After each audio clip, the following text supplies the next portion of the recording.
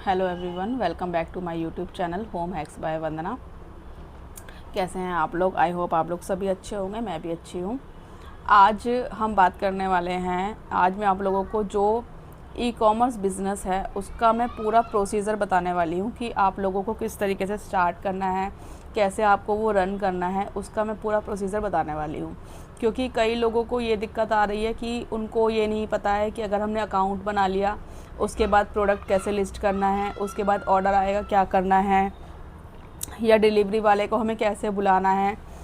तो ये सब जो थोड़े थोड़े क्वेश्चंस हैं इनको मैं सोच रही हूँ कि आज एक इस प्रॉपर वीडियो के अंदर मैं इसको कवर कर देती हूँ कि किस तरीके से आपको अगर आप अपना ई कॉमर्स बिज़नेस स्टार्ट करते हैं तो आपको उसमें किस तरीके से काम करना है। ठीक है, तो हम बात करते हैं स्टार्टिंग से। जैसे आपने सोचा कि मुझे ई कॉमर्स बिज़नेस करना है, आपने प्रोडक्ट भी सोच लिया कि मुझे क्या प्रोडक्ट सेल करना है, उसके बाद आपको है कि आपको किस तरीके से उसको सेल करना है। ठीक है, ये जो मैं आपको प्रोसीजर बता रही हूँ ये आपके लिए बिना जीएसटी के लिए भी है और जीएसटी के लिए भी, बिना जीएसटी के अकाउंट के लिए भी है और जीएसटी के अकाउंट के लिए भी है। ठीक है, दोनों के लिए है।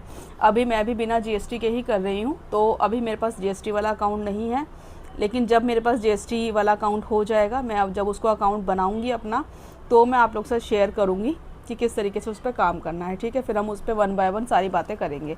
ठीक है, जीएसटी कई लोगों का ये सवाल था कि अगर हम अभी बिना जीएसटी के अकाउंट बना लेते हैं और जब हम जीएसटी नंबर ले लेंगे तो क्या हम अपने इसी अकाउंट में उसको ऐड करेंगे? नहीं, वो आपके अकाउंट में ऐड नहीं होगा, आपको उसके लिए अपना दूसरा अकाउंट बनाना पड़ेगा। ठीक है, उसके बाद आप जीएसटी के साथ काम कर पाएंगे। ठीक है, यहाँ तक आई होप आप सबको क्लियर हो गया होगा। अब हम बात करते हैं नेक्स्ट स्टेप की। ठीक है, आपने प्रोडक्ट सोच लिया कि आपको ये प्रोडक्ट मुझे सेल करना है। ठीक है, उसके बाद आपको बनाना है अपना मीशो पे विदाउट जीएसटी का अकाउंट। अगर जिनके पास जीएसटी है तो वो जीएसटी वाला अकाउंट बना सकते हैं, लेकिन अगर जिनके पास नहीं है और अपना जो नया बिज़नेस शुरू करने वाले हैं, ठीक है, तो वो अपना बिना जीएसटी के मीशो पे काम कर सकते हैं। और किसी प्लेटफॉर्म पे आपको ये फैसिलिटी नहीं मिलेगी, सिर्फ मीशो पे ही आपको ये फैसिलिटी मिलेगी। आपको मीशो पे डालना है गूगल पे डालना है मीशो सेलर लॉगिन। ठीक है, गूगल पे आपने ये सर्च करेंगे, उसके बाद एक टैब ओपन हो जाएगा, उसमें आपको सप्लायर के लिए उसमें लॉगिन और पासवर्ड का ऑप्शन आएगा। उसके जस्ट नीचे आएगा, क्योंकि आपके पास अभी लॉगिन नहीं है, लॉगिन और पासवर्ड नहीं है, उसके जस्ट नीचे आएगा क्रिएट न्यू अकाउंट। तो आपको क्रिएट न्यू अकाउंट पे क्लिक करना है। ठीक है, उसके बाद आप अपना उसमें फ़ोन नंबर का एक ऑप्शन आएगा, फ़ोन नंबर डालेंगे। उस फ़ोन नंबर जो आप फ़ोन नंबर डालेंगे उस पर ओटीपी आएगा। तो आप लोग ये कोशिश कीजिएगा कि आप उस पर वो फ़ोन नंबर डालें जो उस टाइम आपके पास अवेलेबल हो।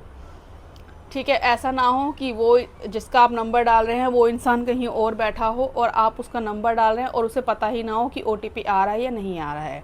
ठीक है, तो आपको जब भी अपना ये काम शुरू करना हो तो आप ऐसा करना कि आपके पास वो नंबर अवेलेबल हो, तब जाके आप उस पर वो नंबर उसमें ऐड करें। ठीक है, क्योंकि उस पर ओटीपी आएगा, आपको वो ओटीपी उस पर डालना पड़ेगा और उसके बाद वो वेरीफाई होगा।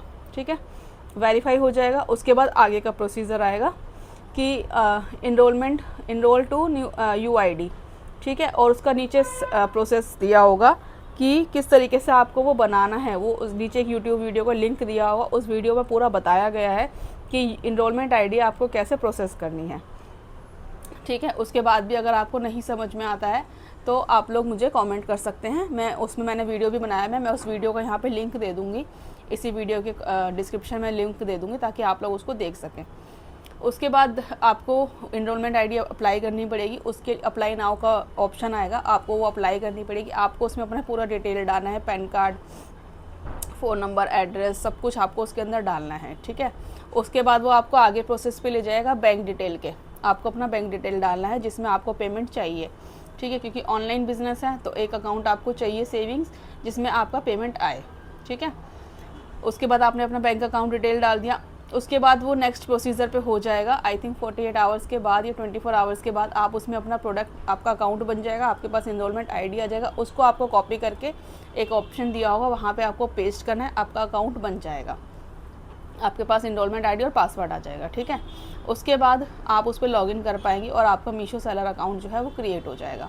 उसके बाद आपको उस पर प्रोडक्ट लिस्ट करने हैं, जो भी आपके प्रोडक्ट हैं आप उनकी क्लियर एक फ़ोटो खींचेंगे और उनको आप कैटलॉग अपलोड का एक ऑप्शन होता है, वो भी मैंने वीडियो डाला हुआ है, मैं दोनों वीडियोज़ का लिंक डाल दूँगी, ठीक है। उसके बाद अपने प्रोडक्ट लिस्ट कीजिए, जो भी इसमें डिटेल मांगा गया है वो सारा डिटेल आपको उसके अंदर फिल करना है। उसके बाद जो है आपने वो प्रोडक्ट लिस्ट कर दिया, उसके बाद वो 48 आवर्स के बाद या 24 आवर्स के बाद वो लाइव होते हैं, वो ऑडियंस को दिखेंगे, ठीक है। उसके बाद जब वो ऑडियंस को दिखेंगे, अगर फिर आपको वेट करना है, आपको अपना पेशेंस नहीं खोना है, ठीक है। ये सारी चीज़ें आपको अपने पेशेंटली करनी है। उसके बाद मान लीजिए आपके पास 4 दिन बाद, 2 दिन बाद, 5 दिन बाद, जब भी आपके पास ऑर्डर आए, आपके पास ऑर्डर आया, आपने उसको एक्सेप्ट कर लिया, लेबल डाउनलोड कर लिया, प्रिंट आउट निकलवा लिया और उस ऑर्डर को पैक कर लिया। उसमें आपको दिखाएगा नीचे कि ब्रीचिंग सून, कि आपसे जो है डिलीवरी मैन कब लेने आएगा। तो डिलीवरी मैन खुद आएगा मीशो से, आपको कोई डिलीवरी मैन हायर नहीं करना है, ना आपको कहीं पे भी जाकर डिलीवर करना है, ठीक है। डिलीवरी वाले खुद आएंगे, वो आपसे खुद कांटेक्ट करेंगे और वो आपका पार्सल उठा के ले जाएंगे। उनके पास एक स्कैनर का ऑप्शन होगा, वो स्कैन करेंगे, वहीं पे ही आपका जो पार्सल जो ऑर्डर है वो रेडी टू शिप में जाएगा, रेडी टू शिप से वो शिप्ड में चला जाएगा, आप उसी टाइम उसको देख सकते हैं, ठीक है। इतना प्रोसीजर हो गया। उसके बाद वो पार्सल चला जाएगा। उसके बाद आपको शिप्ड के बाद, उसके बाद वो पार्सल डिलीवर होगा, ये क्या होगा वो आपको उसके नेक्स्ट ऑप्शन में दिख जाएगा। अगर वो कैंसिल हो जाएगा तो वो कैंसिल में दिख जाएगा, और या फिर उसका पेमेंट जनरेट हो जाएगा तो वो आपका पेमेंट में शो हो जाएगा। इतना प्रोसीजर आई थिंक आप सबको समझ में आ गया होगा, ठीक है। जिन्होंने भी मेरा वीडियो देख के अकाउंट बनाया है और उनको ऑर्डर आ गए हैं, तो प्लीज़ वो वीडियो के कमेंट सेक्शन में बताना, क्योंकि कई लोगों ने जो मुझे मैसेज किया है कि किसी ने 16 को अकाउंट बनाया था और 20 तारीख को उनके पास ऑर्डर आ गया था। तो प्लीज़ आप लोगों को कमेंट करके बताना, मेरे वीडियो पे कमेंट करना, ताकि दूसरे लोगों को भी मोटिवेशन मिले, ठीक है। इसके बाद ये प्रोसीजर हो गया। उसके बाद कई लोगों का क्वेश्चन है कि जब जब उसमें QC एरर आ रहा है, वो फिक्स नहीं हो रहा है, ठीक है। देखो कई बार ऐसा होता है कि कुछ एरर शो होते हैं अमाउंट की, या कहीं पे भी कुछ एरर आ गया तो वो फिक्स नहीं होता है।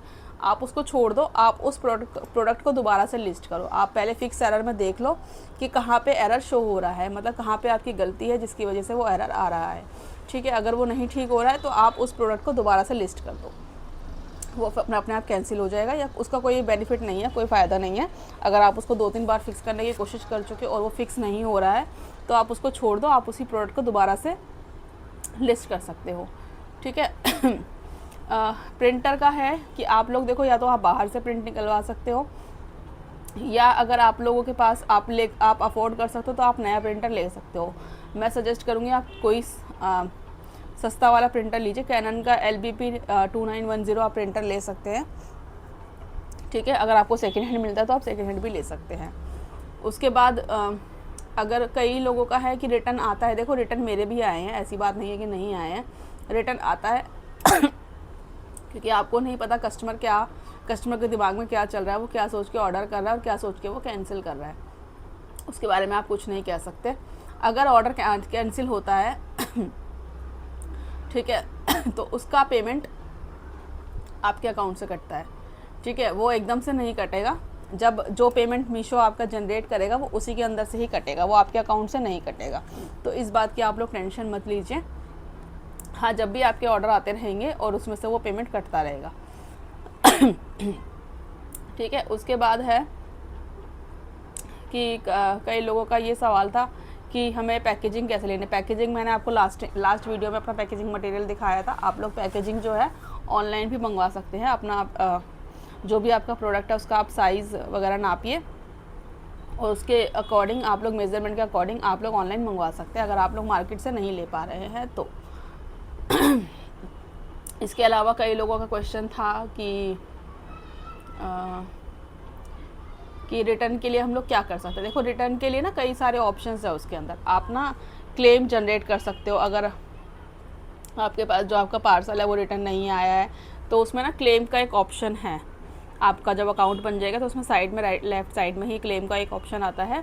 रिटर्न का नीचे रिटर्न के अंदर आपको आएगा क्लेम जनरेट, तो उसमें आप लोग देखेंगे तो उसमें काफ़ी सारे ऑप्शंस हैं आपके उससे रिलेटेड, प्रोडक्ट से रिलेटेड कि भाई प्रोडक्ट मुझे मिला नहीं है या कैसे वो हुआ है, तो आप क्लेम जनरेट कर सकते हो, ठीक है। उसका फिर कुछ ना कुछ आपको ज़रूर उसका जो रिव्यू है वो मिलेगा। उसके बाद अगर आप लोग देखो रिटर्न से अगर बचना चाहते हो तो आप लोग बार कोडेड वाली जो मीशो की पैकिंग होती है आप लोग वो ले सकते हो, ठीक है। ज़रूरी नहीं है कि आप लोकल वाली लो, आप बार कोडेड वाली ले सकते हो, उस पर जो है आपको रिटर्न मिल जाता है।